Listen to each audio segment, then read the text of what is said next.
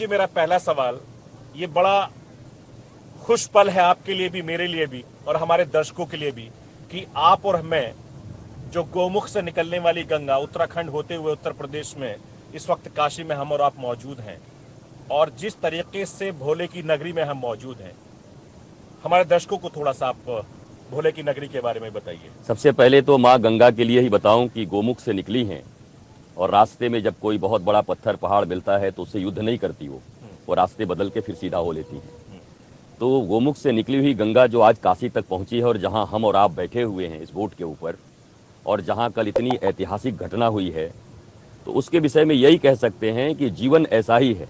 जीवन में बाधाओं से टकराते नहीं, ऐसी बाधाएं जिनसे टकराने की ज़रूरत नहीं, अपना रास्ता अलग बना के और सीधा निकल लेते हैं और फिर अपने लक्ष्य तक पहुंचते हैं। जैसे गंगा यहाँ तक पहुंच गई।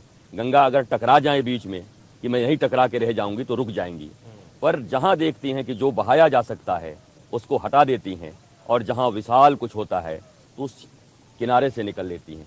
ज़िंदगी का फ़लसफ़ा भी यही है कि जब कभी जीवन में ऐसी कोई बाधा जो आपके एग्जिस्टेंस को ही ख़त्म कर दे, मिटा दे, तो वहाँ टकराएं नहीं, वहाँ आप रास्ता बनाकर आप इस अस्तित्व में आए हैं आनंद के लिए, शांति के लिए, प्रेम के लिए। माँ गंगा और भोलेनाथ की ये काशी नगरी शांति, प्रेम और आनंद का संदेश देती है। और कल यहाँ जो कॉरिडोर बना है और उसका लोकार्पण हुआ है, वह भी शांति का एक संदेश, प्रेम का संदेश। वास्तव में सैफी, आप देखो, एक बात है, धर्म का अर्थ ही होता है जहाँ हम ब्लिसफुल लाइफ जी सकें, आनंदित हो सकें। धर्म सिर्फ युद्धों का नाम नहीं है, अशांति का नाम नहीं है। अंततः शांति और आनंद धर्म का लक्ष्य है।